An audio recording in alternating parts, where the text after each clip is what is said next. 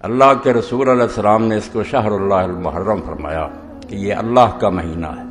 مہینے سارے اللہ کے ہیں، مگر کبھی کبھی کسی چیز کی شان بڑھانے کے لیے اس کو اللہ تعالیٰ کی طرف مضاف کر دیا جاتا ہے۔ جیسے گھر سارے اللہ کے ہیں مگر بیت اللہ، اونٹنیاں ساریاں اللہ کی ہیں، صالح علیہ السلام کی اونٹی ناقۃ اللہ، تو اللہ نے اس مہینہ کو فضیلت بخشی ہے، اس لیے اللہ کے رسول علیہ السلام نے صحیح مسلم میں ابو ہریرہ رضی اللہ عنہ کی روایت میں اس کو شہر اللہ المحرم فرمایا کہ یہ اللہ کا مہینہ۔ لوگ یہ چاہتے ہیں اور ایسا ہی کہتے ہیں کہ ساری دنیا کی قومیں جو ہیں ان کا سال خوشی سے شروع ہوتا ہے، اور وہ خوشی تو آپ دیکھ ہی رہے ہیں جیسے عیسائی لوگ مناتے ہیں، اور ان کی تقلید میں ہم بھی اب لگ پڑے ہیں ہوٹلوں میں شراب اور زنا اور ڈانس وغیرہ۔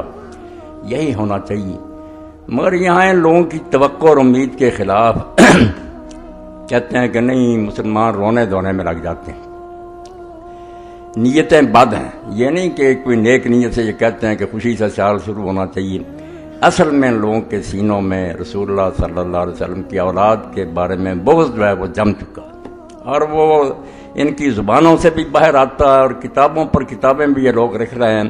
کوئی چھپی بات نہیں رہی کہ ایک طوفان بدتمیزی ہے جو برپا ہے۔ آپ اگر رسالوں کا اور کتابوں کا مطالعہ کریں تو حیران ہوں گے کہ حسین رضی اللہ تعالیٰ عنہ صرف کربلا میں شہید نہیں ہوئے، اب بھی مظلوم ہیں۔ تیروں کی اتنی بارش ہو رہی ہے کہ آدمی حیران ہوتا ہے کہ یہی لوگ جو کہتے ہیں یہ کوئی دینی مسئلہ، اگر یہ دینی مسئلہ نہیں کیوں محرم آتے ہی ہر رسالہ ہر کتاب اسی موضوع پر آتی ہے؟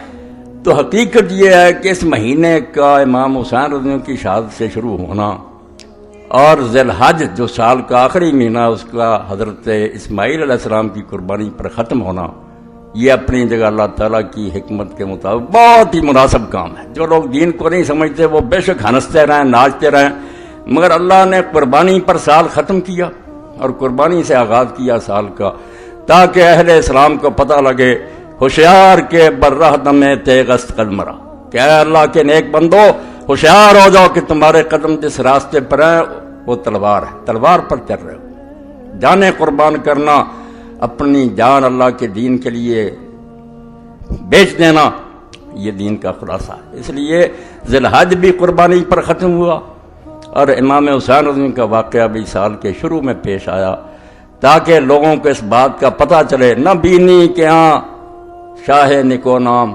بدستے سر بریدہ امید ہر نام۔ دیکھتے نہیں ہو کہ اللہ تعالیٰ ان کے ہاتھ پر پیالہ رکھتا ہے، ان کو جان محبت کا پلاتا ہے جن کے سر کٹے ہوتے ہیں۔ یہ سر کٹوں کا دین ہے، اس لیے جو ناچنا چاہتے ہیں، ڈانس کر رہے تھے، وہ عیسائی ہو جائیں، دوسرے مذہبوں میں چلے جائیں، یہاں تو رونا دھونا ہے، ایسا رونا دھونا جو بیکار نہیں ہے کہ صرف رو کر آرام سے بیٹھ جاؤ، نہیں، قربانیوں کو یاد رکھنا۔ اور اسی لیے یہ رسالہ علم و آگئی جو آیا اس مہینہ کا، اس میں بھی مولانا ابوالکلام آزاد رحمۃ اللہ علیہ کا حوالہ دیا۔ بس میں ابتدا میں وہ بات آپ کی خدمت میں عرض کر دینا چاہتا ہوں۔ فرماتے ہیں حضرت حسین علیہ السلام کا واقعہ کوئی شخصی واقعہ نہیں ہے، کوئی نہ سمجھے نہ میرے خطبے سے کوئی بات تھی جو میں سنا رہا ہوں، کوئی کسی ایک آدمی کا قصہ نہیں ہے کہ کوئی شخص تھا جو مارا گیا۔ اس کا تعلق صرف اسلام کی تاریخ ہی سے نہیں بلکہ اسلام کی اصلی حقیقت سے ہے، یعنی وہ حقیقت جس کا حضرت اسماعیل علیہ السلام کی ذات سے ظہور ہوا تھا، اور وہ بتدریج ترقی کرتی حضرت عیسیٰ علیہ السلام کی ذات کو پہنچ کر گم ہو گئی تھی، اس کو حضرت حسین رضی اللہ عنہ نے اپنی سرفروشی سے مکمل کر دیا۔ وہی بات جو علامہ اقبال رحمۃ اللہ نے فرمائی ہے، عجیب و سادہ و رنگی ہے داستان حرم، نہایت اس کی حسین ابتدا ہے اسماعیل۔ حرم کی ساری کہانی کیا ہے؟ جب بنیاد رکھی جا رہی تھی اسماعیل علیہ السلام کے گلے پر چھری، اور جب دین تکمیل کو پہنچا، اللہ کے آخری نبی زمین پر آئے، تو رسول اللہ کا بچہ جس کو حضور کندھوں پر اٹھاتے تھے، نماز میں سجدہ لمبا کر دیتے، اس کی خاطر اس کی شہادت کا واقعہ پیش ہے، تاکہ لوگوں کو پتہ چلے نہ بینی کیا شاہ نکو نام بدستے سر بریدہ امید۔ اسلام پر چلنا چاہتے ہو نا، تو یہ حجروں میں بیٹھ کر اور تسبیحیں گما کر اس دین پر نہیں چلا جا سکتا۔ یہ دین جان مانگتا ہے، اور جان بھی ان بندوں کی مانگتا ہے۔ لوگ حیران ہوتے ہیں اللہ کے نیک بندوں کو کیوں مشکلیں پیش آتی، اور الٹ نتیجہ نکالتے ہیں کہ اگر وہ نیک ہوتے، اللہ کے پیارے ہوتے، کیوں مارے جاتے۔ بالکل غلط بات۔ انبیاء علیہ السلام قتل ہوئے ہیں، حالانکہ دیکھنے کی بات یہ ہے کہ آپ جب قربانی دیتے ہیں تو قربانی کے لیے وہ جانور تلاش کرتے ہیں جو بے عیب ہو، بے عیب جانور۔ تو ہمارے چھانٹنے میں تو غلطی ہو سکتی ہے، مگر جو قربانیاں اللہ اپنے لیے پسند کرتا انبیاء علیہ السلام اور صالحین کی، وہ نیک لوگوں کی در مسلخ عشق جز نکورانہ کشند، عشق کی قربان گاہ میں سوائے اچھے اور نیک لوگوں کے کوئی ذبح نہیں ہوتا۔ یہاں جو کہتا نا ذبح ہو جانا کوئی عیب ہے، یہ توہین ہے، یہ شکست ہے، جھوٹا ہے۔ یہی تو اصل قربان گاہ ہے کہ اللہ کی راہ میں جان دے دی، اللہ کو خوش کر لیے۔ در مسلخ عشق جز نکورانہ کشند، عشق کی قربان گاہ پر سوائے نیک اور اچھے لوگوں کے ذبح نہیں کیا جاتا کسی کو۔ لاگر صفتنا و زشت خورانہ پسند، اللہ بالکل ان لوگوں کو اپنے راستے میں جان دینے کی توفیق ہی نہیں دیتا جن میں عیب ہوتے ہیں، خامیاں ہوتی ہیں، ان کو مردود ٹھہراتا کہ جاؤ دنیا میں عیش کرو، مزے کرو، کسی حکومت کے کاسا لیس ہو جاؤ، پیالے چاٹو اور دانش فروش بن جاؤ۔ میں دو لفظ بولوں گا، دانش فروش۔ جیسے آج ان کی بہت بڑی تعداد ہے، پڑھے لکھے ہیں، دانشور ہیں، خطیب ہیں اور صحافی ہیں، علم بیچ رہے ہیں، وقت کے حکمرانوں کو خوش کرنے کے لیے دلیلیں کر رہے ہیں، اور اس کے مقابلے میں امام حسین رضی کا قافلہ یہ جان فروشوں کا قافلہ، وہ دانش فروش ہیں، علم بیچ رہے ہیں، یہ جان بیچ اللہ کی راہ میں کہ جو ہو سو ہو، ہم حق کو مانیں گے، کسی طاقت کے سامنے سر نہیں جھکائیں گے، اس راستے میں جو پیش آئے سو پیش آئے۔ در مسلخ عشق جز نکورانہ کشند، لاگر صفتنا و زشت خورانہ کشند۔ تو اللہ کی راہ میں جان دینے والے برباد نہیں ہوتے، وہ ہماری نظر میں ہے کہ بھائی مارے گئے۔ اللہ نے تو قرآن میں 2 جگہ کہہ دیا کہ جو اللہ کے راستے میں مارے جاتے ہیں ان کو مردہ نہ کہو، وہ زندہ ہے۔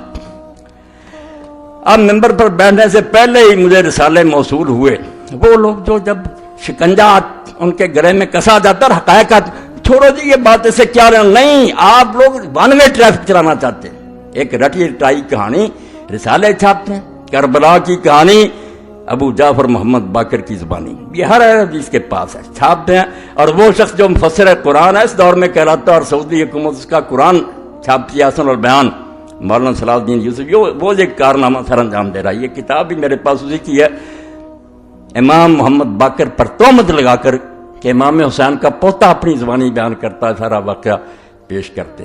اور یہ صلاح الدین یوسف صاحب کا میں گناہ نہیں سمجھتا، پچھلوں نے بھی یہ بہت بڑا جرم کیا ہے کہ امام محمد ابن جریر الطبری نے اپنی تاریخ میں یہ پورا قصہ لکھا، حافظ ابن حجر رحمۃ اللہ علیہ نے تہذیب التہذیب میں اس کو نقل کیا، اور اپنی کتاب صحابہ میں اس کو درج کیا۔ اب ایک شخص کہتا ہے جب امام محمد باقر جو زین العابدین کے بیٹے وہ سنا رہا ہے کہ حسین رضی اللہ عنہ کو بہت لوگوں نے روکا مگر وہ بعد نہیں آئے، راستے میں جب ان کو پتا چلا کہ مسلم ابن عقیل شہید کر دیے گئے ہیں تو انہوں نے لوٹنے کا ارادہ کیا۔ چچا زاد بھائیوں نے ضد کی کہ نہیں ہم تو انتقام لے کے لوٹیں گے، اس لیے امام حسین بھی مجبور ہو گئے کہ تمہارے بغیر تو کوئی مزہ نہیں زندگی کا، ان کی ضد کی وجہ سے آگے چلنا پڑا۔ اور بعد میں جا کر وہاں منت سماجت کرتے رہے کہ 3 شرطیں مجھے یزید کے پاس بھیج دو، بھائی میں اس کے ہاتھ میں ہاتھ رکھ دیتا ہوں۔ یہ کہانی یہ لوگ لکھ کر اور امام محمد باقر کا نام لے کر شائع کرتے ہیں۔ اب ہر شخص کہتا ہے یار جب ان کی پوتے کہہ رہے ہیں تو حقیقت اس جہاد کی کچھ بھی نہیں، یہ کہہ دیں آپ نادانی اور بے وقوفی سے مارے گئے ہیں، ورنہ اس کا کوئی جہاد سے تعلق ہی نہیں، نہ یہ کوئی شہادت ہے۔ وہ تو جان بچانا چاہتے تھے، کہتے لے چلو مجھے، میں یزید کے ہاتھ میں ہاتھ رکھ دیں۔ یہ سب باتیں آپ پڑھتے بھی ہیں، سنتے بھی ہیں، اور تاریخ جو ہے زیادہ سے زیادہ مہربانی کرتی ہے کہ کوفہ کے کچھ لوگ سے بے ایمان اور بددیانت انہوں نے امام حسین رضی اللہ عنہ کو خط لکھے، امام ان کے ورق میں آ گئے، ان کے دھوکے میں آ گئے، بعد میں راز کھلا کہ یہ تو سب مکار اور فریبی ہیں، پھر آپ پچھتاتے رہے۔ نتیجہ کیا نکلا؟ کچھ بھی کہ امام حسین رضی اللہ عنہ انہوں نے نتیجہ یہ نکالا پوری کتاب میں رسومات محرم الحرام اور سانح کربلا کہ امام صرف فوت ہوئے ہیں ایک اپنی ناجائز غرور اور گھمنڈ کی وجہ سے کہ سمجھتے تھے میں رسول اللہ کا نواسا ہوں اس لیے بہتر ہوں، یہ نسلی غرور ان کو لے ڈوبا۔ میں یہ کتاب آپ کے سامنے پیش کر رہا ہوں، لے کر پڑھیں، اور یہ ہر مولوی کے پاس ہے، جتنے نا اہل حدیث علماء سب کے پاس یہی ہے، اسی کو رٹے طوطے کی طرح دہراتے رہتے ہیں، کسی کو توفیق نہیں کہ نکال کر دیکھے کہ یہ باتیں کوئی صحیح نہیں ہیں۔ تو امام حسین رضی اللہ عنہ جی کہتے تھے کہ مجھے لے چلو میں بیعت کر لیتا ہوں، مگر دوسری بات جو بے وقوفی کی وہ عبید اللہ بن زیاد نے کی کہ اس نے ضد کی کہ پہلے میرے ہاتھ پر بیعت کرو پھر دمشق لے کر جاؤں گا۔ تو امام نے خام خواہ ایک ناجائز بات کہی کہ نہیں تیرے ہاتھ گورنر پر بیعت نہیں کروں گا، وہاں میں کروں گا۔ صرف اتنی بات پر عبید اللہ کہنے لگا نہیں آئینی بات ہے، میں گورنر میرے ہاتھ پر یعنی یہ امام حسین رضی اللہ عنہ کو ایک احمق، ضدی اور مغرور آدمی ثابت کیا جو خواہ مخواہ اپنی جان دے گیا، ورنہ کچھ حقیقت نہیں۔ اور اس میں صاف صاف لکھا کہ یزید کو بیعت کا مطالبہ کرنے کا کیوں حق نہیں تھا، کیونکہ جب سوائے دو آدمیوں کے عبداللہ ابن زبیر اور امام حسین کے ساری سلطنت میں لوگوں نے اس کی بیعت کر لی تھی، وہ کیوں نہ بیعت مانگتا؟ امام حسین جھوٹا تھا۔ یہ پوری کتاب ہے۔ اب ہم اس کا جواب اگر میں دوں تو سارے شہر میں پروپگنڈا کہ مولوی اسحاق امام حسین کا بیان کرتا، اور ان دنوں میں آ کر یہ مسجد نہیں امام بارگاہ میں، لعنت اللہ علی الظالمین، اللہ کے نامراد ظالم بندو، یزید کی حمایت میں تم کتابیں لکھو۔ امیر المومنین یزید رحمۃ اللہ علیہ جگہ جگہ اس میں لکھا، اور ہم امام حسین رضی اللہ کا بیان کریں، اور آپ لوگوں کو یہ توفیق ہی نہ کہ پوری کتاب میں نہ ابن تیمیہ کو یہ توفیق ہوئی، اللہ انہیں بھی معاف کرے، نہ انہیں ملی کہ رسول اللہ کی وہ حدیثیں تو کہیں ذکر کر دو کہ حضور نے پہلے بتایا نہیں تھا امام حسین رضی اللہ کے بارے میں، وہ صحیح حدیثیں نہیں ہیں، ان کو چھوتے تک نہیں۔ خطبے ہو رہے ہیں، کتابیں لکھی جا رہی ہیں، نہ کئی تنظیموں کے سربراہ میں ان کا نام کہہ لو وہ بھی لکھ دیتے ہیں ثانیہ کربلا، کوئی نہیں یہ اٹھا کر دیکھتا کہ تاریخ کی جھوٹی روایتیں، یہ جو میں نے لکھ دیا کہ محمد باقر رحمۃ اللہ علیہ کی زبانی، اس کے بارے میں تو آپ سمجھ لیں کہ جہاں جہاں یہ لکھی ہے بالکل جھوٹ کا پرندہ۔ اس میں زکریا بن یحییٰ ضریر مجہول ہے، اور آگے چل کر جس نے یہ کہانی گڑھی ہے خالد بن عبداللہ القصری، مکہ معظمہ میں بدقسمتی سے جو لوگ گورنر رہے ہیں ان پر پوری ایک کتاب ہے غایۃ المرام، اس میں اس کے حالات پڑھیں۔ اور امام ذہبی جو لکھتے ہیں کہ ناصبین شباب، مکے کے ممبر پر چڑھ کر جو حضرت علی رضی اللہ عنہ علانیہ لعنت کرتا تھا، وہی عبداللہ بن خالد قصری تھا، جس نے یہ کہانی گڑھی کہ امام حسین کے بارے میں یہ بات پھیلا دو کہ وہ تو واپس آنا چاہتے تھے، وہ تو یہ شرطیں پیش کرتے تھے، انہیں تو لوگ روکتے تھے۔ میں کہتا ہوں اس جھوٹے اور حضرت علی رضی اللہ عنہ پر لعنت کرنے والے کی سوال آؤ کہیں دنیا سے کوئی کتاب جس میں یہ آتا ہے کہ امام حسین رضی اللہ عنہ واپس آنا چاہتے تھے۔ خود یزیدی اور بنو امیہ کا گورنر کہانی گڑے اور امام محمد باقر کی ذمہ لگا دے، اور تم اس کو یہ شائع کرو کہ کربلا کی کہانی محمد باقر کی زبانی۔ محمد باقر رحمۃ اللہ علیہ نے ان میں سے کوئی بات نہیں کہی، یہ سب جھوٹی باتیں۔ میں نے دو راوی جو ان کے نشان دے دیے، اصل سند جو ہے وہ تبری میں جہاں سے پتہ چلتا، باقی انہوں نے بلا سند کے نقل کر دیا نا، کیسا ایسا شروع کہاں سے ہوتی ہے، کون بیان کرتا؟ زکریا بن یحییٰ ضریر مجہول، اور آگے کون ہے؟ خالد بن عبداللہ القصری، جس کو کہتے ہیں بغیض ناصبی، ایسا دشمن علی کہ مکہ کے ممبر پر حضرت علی رضی اللہ عنہ لعنت کرتا تھا۔ مگر ایسے لوگ پھر ان کو اللہ تعالیٰ معافی نہیں دیتا۔ آخر میں خود بنو امیہ نے اسے معذور کیا، اور جس برے طریقے سے اس کو پھر کوڑے لگائے کر سزائیں ملی، وہ تاریخ کا ایک حصہ وہ پڑھنا چاہیے کہ ظالم کی گرفت کیسے ہوئی۔ پھر اس کی کہانی لیے پھر تو دشمن اہل بیت کی کہ امام محمد باقر نے یہ کہا، تو اللہ کے لیے توبہ کرو، حدیث کی کتابوں کی طرف رجوع کرو۔ حسین رضی اللہ تعالیٰ عنہ پاگل تھا، اور کسی ظالم نے آج تک نہیں کہا، اور یہ بات جو اس کو بیان نہیں کیا کہ کوفہ بلانے والے تھے کون؟ امام حسین رضی اللہ بچہ تھا جو لوگوں کے بلانے پر چلا گیا، جو اٹھتا کہ کوفہ والوں نے بلایا اور بعد میں انہوں نے پورا نہیں کیا، ظالموں شرم کرو۔ وہ بلانے والا وہ جو امیر معاویہ رضی اللہ اس کے پاسنگ بھی نہیں، حضرت سلیمان بن سرد رضی اللہ کو کہتے ہو کہ وہ جھوٹا تھا۔ 5 آدمی ہیں جنہوں نے پہلا خط لکھا، اور اپنے گھر میں جس نے دعوت دی لوگوں کو بلایا کہ اللہ نے ایک طاغوت سے ہماری جان چھڑائی اور ایک دوسرا ظالم مسلط ہو گیا، آؤ حسین کو کھڑا کرو اور اس کا ساتھ دو، ان ظالموں سے جان چھڑائی۔ وہ خط پڑھو اس کا صحابی کا، امیر معاویہ رضی اللہ کا پتہ لگے کہ وہ صحابی کیا سمجھتے تھے کہ ایک طاغیہ اور طاغوت مرا اور ایک اور مسلط ہو گیا ہماری گردنوں پر، حضرت سلیمان بن سرد خزائی۔ اور بعد میں اس نے کیسے نبھایا؟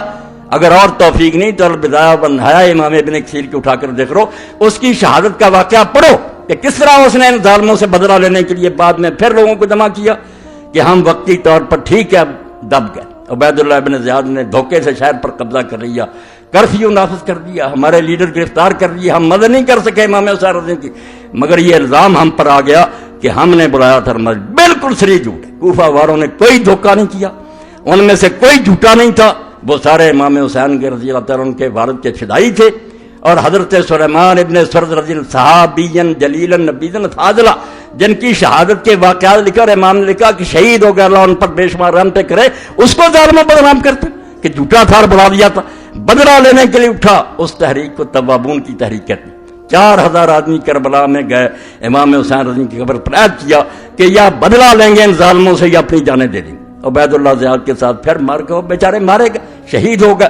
بعد میں بدلہ جس کی قسمت میں تھا، مختار ابن ابی عبیدہ سکری، اس نے ایک ایک کا صفایا کیا. شمر اور ابن زیاد سارے جتنے اس کے ہاتھ سے مارے گئے، مگر یہ حضرت سلیمان ابن سردار ان کے ساتھی جتنے بلانے والے تھے یہ عین الوردہ کے مقام پر شہید ہوئے. اپنی جانیں انہوں نے دے دیا، اپنا وعدہ نبھا دیا. تو جھوٹ اتنا پھیلایا گیا کہ جس کا جی چاہتا وہ کہانی چھوٹی سی بیان کر دیتا. بالکل اس طرح ہی جیسے میرے ایک استاد سے کارن میں وہ کہہ رہے تھے کہ اگر بات کو برباد کرنا تو اس کا طریقہ یہ ہے کہ لوگ بیٹھے ہوئے تھے، کھانا کھا رہے تھے، تو ایک آدمی نے کوئی کہانی چھوڑ دی، وہ بیچارہ لمبی بیان کرنے لگا، اتنے میں دوسرے کھا گئے. اس نے ایک دن سوچا میں بھی اس کو پھنساؤں گا. اس نے کہا یار یوسف علیہ السلام کا قصہ کیا تھا؟ اب قصہ تو اتنا لمبا قرآن مجید میں اتنا لمبا آیا، مگر اس نے چالاک تھا. اس نے کہا پسرے بود پسرے داشت گم کر دو بعد یاد. اور بات تو اتنی، ایک باپ تھا، اس کا بیٹا تھا، وہ گم ہو گیا، مل گیا. بس قصہ ختم ہو گیا کہ حسین رضی اللہ کو کوفیوں نے بلایا، دھوکہ کیا، یہ بعد میں منتے ترلے کرتے رہے، مارے گئے. ظالموں، اللہ کی کروڑ لعنت ہے جھوٹوں پر. حسین رضی اللہ کی وہ شہادت جس کے بارے میں اللہ کے رسول جب بات ہی اللہ کی طرف سے بتلائی گئی اس وقت روئے. تمہیں یہ حدیثیں نہیں یاد آتی؟ اور اگر اس کے بارے میں شبہات تو سلسلہ حدیث صحیحہ دوسری جلد وہ علامہ البانی صاحب رحمۃ اللہ علیہ کی دیکھ لیں، ساری اکٹھی کر دی. میں یہاں صرف الفتح الربانی جو مسند احمد کی طبیب ہے اس میں سے پڑھتا ہوں. یہ 23ویں جلد ہے. ان عائشہ تا ام سلمہ قال اب کی شک کا ہوا یعنی عبداللہ بن سعید ان نبی صلی اللہ علیہ وسلم قال لہدہما لقد دخل علی البیت ملک لم یدخل علی قبلہ. رسول اللہ صلی اللہ علیہ وسلم کی ایک زوجہ مطہرہ آپ کے حجرہ میں داخل ہوئی تو رسول کریم علیہ السلام نے فرمایا کہ ابھی ابھی میرے حجرے میں ایک فرشتہ ایسا آیا تھا جو اس سے پہلے کبھی نہیں آیا. فقال علی ان ابنک ھذا حسین مقتول. اس نے مجھے یہ اطلاع دی کہ تمہارا یہ بچہ شہید کر لیا جائے گا. وین شئت رأیتک من تربۃ الارض التي یقتل بہا. تو پھر اس نے کہا کہ اگر آپ چاہتے ہیں کہ اس زمین کی مٹی دکھائی جائے تو میں اس کی مٹی آپ کو دکھا دیتا. قال فاخرج تربۃ حمراء. تو ام سلمہ رضی اللہ کہتی ہیں حضور نے پھر سرخ مٹی بھی مجھے دکھائی کہ یہ اس فرشتے نے مجھے مٹی دی ہے. صحیح حدیث، کوئی شک شبہ نہیں. اور جس کی موت پر اللہ کا رسول جو اس کی روح اضطراب میں آئی، یہ بھی آگے حدیث آتی ہے ان ابن عباس قال رأیت النبی صلی اللہ علیہ وسلم فیما یری النائم بنصف النہار. اور میں حیران ہوں کہ اسی حدیث کو یہ شیخ القرآن اپنی کتاب تنقیح الروات جو لکھی ہے مشکوٰۃ شریف اس میں بالکل صحیح قرار دے چکا کہ کوئی شک نہیں، واقعی صحیح حدیث سے ثابت ہے کہ رسول اللہ نے حضرت حسین کی شہادت کی خبر دی تھی. اور یہ بھی ٹھیک ہے کہ حضور کو دیکھا گیا تھا، آپ روتے تھے. یہ خود مانا ہے صلاح الدین یوسف تنقیح الروات 4 جلد، مگر کتاب میں ذکر نہیں کرتے. جب رسالے لکھتے ہیں، تقریریں کرتے ہیں، بس کوفیوں نے بلایا چلے گا. اب جس کی پیدائش کے وقت ہی اللہ کے فرشتے نے اطلاع دے دی اور اس واقعہ کو ہم بھی اتنا سمجھا کہ باقی اطلاعیں دینے کے لیے روز فرشتے آتے تھے، مگر اس کے لیے فرمایا ایسا فرشتہ آیا جو کبھی بھی آسمان سے پہلے نازل نہیں ہوا. تو ابن عباس پھر جس دن شہید ہوئے اس دن کا واقعہ بیان کرتے ہیں رایت النبی صلی اللہ علیہ وسلم فیما یری النائم بنصف النہار. اس کو بھی صحیح کہا کہ میں نے دوپہر کے وقت اللہ کے رسول اللہ علیہ وسلم کو خواب میں دیکھا، وہ قائم اشس اکبر بیدی قارورہ فیہا دم. حضور کھڑے تھے، آپ کے بال بکھرے ہوئے تھے، بدن مبارک پر، داڑھی مبارک پر، سر مبارک پر مٹی پڑی ہوئی تھی، ہاتھ میں شیشی تھی، اس میں خون بھرا ہوا تھا. فقلت بأبی انت امی یا رسول اللہ ما ھذا. میں نے گھبرا کر کہا اللہ کے رسول یہ کیا معاملہ ہے، آپ کی کیا حالت بنی ہوئی ہے، یہ خون کیسا ہے؟ قال ھذا دم الحسین واصحابہ. فرمایا یہ حسین اور اس کے ساتھیوں کا خون ہے. لم ازل التقط منذ اليوم. میں صبح سے اس کو اکٹھا کر رہا ہوں. فاحسن ذلک اليوم. تو حضرت عبداللہ ابن عباس رضی اللہ عنہ فرماتے ہیں ہم نے وہ دن اور گھڑی یاد کر لی. فوجدوا قتل فی ذلک اليوم. جب قافلہ لوٹا پٹا واپس آیا تو ہم نے دیکھا کہ واقعی وہی دن تھا اور وہی وقت تھا جب رسول اللہ بے چین تھے، عالم ارواح میں ان کا نواسا شہید ہو رہا تھا. ان کے ہاتھوں سے لوٹی باغ رسالت کی بہار جو نمازوں میں صدا پڑھتے رہے صلی اللہ. اور آئے گا وقت آپ دیکھیں گے کہ وہ ظالم جن کے بارے میں سارے تنظیموں کے سربراہ نہیں جی، شمر جو تھا وہ تو ان کا اعلی کار نہیں تھا، اہلکار تھا. اس نے لکھا کہ شمر اور دوسرے جو وہ کیا غلط کر رہے تھے، وہ ایک حکمران کے اہلکار تھے، وہ اپنے امیر کی اطاعت کر رہے تھے، ٹھیک کر رہے تھے امام حسین کو قتل. ساری کتاب ظالم نے ایسی لکھی ہے. اور حال یہ علم کا میں اس لیے خطبہ اردو میں کرا رہا ہوں کہ یہ لاہور پہنچایا جائے، یہ صلاح الدین یوسف صاحب کو دیا جائے کہ آپ کے علم کا حال یہ ہے کہ 19 صفحہ پر آپ نے لکھا ہے یہ تعزیہ کی مذمت کرتی ہو. تعزیہ غلط ہے تو ٹھیک ہے غلط ہے، مگر حدیث دیتے ہیں. حدیث میں آتا ہے اوپر لکھ رہا تعزیہ پرست حضرت حسین رضی اللہ عنہ کی مصنوعی قبر بناتے ہیں اور اس کی زیارت کو ثواب سمجھتے ہیں. حالانکہ حدیث میں آتا ہے, یہ یاد کر لو, حدیث میں آتا ہے, میں پڑھوں گا حدیث. اور ادھر کون نہیں جانتا کہ اللہ کے رسول علیہ السلام کی متواتر حدیث ہے کہ اگر کسی نے میرا نام لے کر کوئی بات کہی جو میں نے نہیں کی, اس کا ٹھکانہ جہنم ہے. اب اس کو بھیج دینا, خط بھی لکھو اور یہ کتاب کا حوالہ دے کر بھی لکھو کہ جہاں یہ حدیث ہے دے, حوالہ بھی سن لینا. من زار قبر بلا مقبور فکانما عبد الصنم, جس نے ایسی خالی قبر کی زیارت کی جس میں کوئی میت نہیں تو گویا اس نے بت کی پوجا کی. رسالہ تنبیہ الظالین از مولانا اولاد حسن وارد نواب صدیق حسن خان رحمہ اللہ تعالی. اب پوچھے یہ کوئی حدیث کی کتاب, نہ صحابی نہ سند نہ کوئی, آپ نے حدیث کہا. تعزیہ کی مذمت کے لیے تعزیہ کا رد آپ کرتے رہتے, مگر یہ تعزیہ کا رد کرنے کے لیے یہ کہ حدیث میں ہے. اور تنبیہ الظالین جو رسالہ لکھا نواب صاحب کے والد نے اولاد, اس میں ہے. بھائی نواب صاحب کے والد نے کوئی لکھا, کون سا حدیث بیان کرتا, کہاں ہے, کس کتاب میں؟ آپ موضوعات کی کتابیں بھی چھان جائے جو منکرد حدیثوں پر, ان میں بھی نہیں ہے یہ بات. تو ایک شیخ القرآن جس کی تفسیر سعودی حکومت تقسیم کرتی ہے حاجیوں میں, اس کا حال یہ کہ حدیث لکھتا ہے سرے سے اس کا نام و نشان نہیں, بالکل نہیں. آپ یہ ضرور پہنچائیں. آگے جا کر پھر چلتے ہیں. ابن تیمیہ بھی یہی غلطی کر گئے, ابن کثیر نے بھی کی, اور یہ بھی کرتے. ہر سال میں کہتا ہوں نہ جامعہ سلفیہ میں سے کسی کو عقل آتی ہے کہ وہ سوچے کہ بخاری شریف کے بارے میں جو کہتے ہو کہ اس میں یہ حدیث آتی. صحیح بخاری میں عبداللہ بن عمر رضی اللہ عنہ سے مروی ہے کہ حضرت صلی اللہ علیہ وسلم نے فرمایا جو فوج سب سے پہلے قسطنطینیہ کا غزوہ کرے گی وہ مغفور یعنی بخشی بخشائی. اس حدیث پر تو انشاءاللہ بات ہوگی, مگر عبداللہ بن عمر رضی اللہ عنہ سے دنیا کی کسی کتاب میں کوئی نکال کر دکھا دینا. یہ ان سارے شیخوں کے سامنے یہ رسالے چھپتے ہیں, اوپر لکھا ہوتا ہے ایڈیٹوریل اسلام میں کہ ہم سارے شیخ اس رسالوں کے دیکھتے ہیں. بھئی آپ نے نکال کر دیکھا ابن تیمیہ سے غلطی ہو گئی. واقعہ تو ام حرام رضی اللہ تعالیٰ کا, ایک عورت ہے اس کی راوی صرف حضرت ام حرام بن ملحان رضی اللہ بنت ملحان رضی, اور کسی سے نہیں. دنیا جہان میں جتنی کتابیں نا کسی دوسرے صحابی نے اس کو روایت نہیں کیا, ام حرام بنت ملحان. مگر یہ صاف لکھا ہے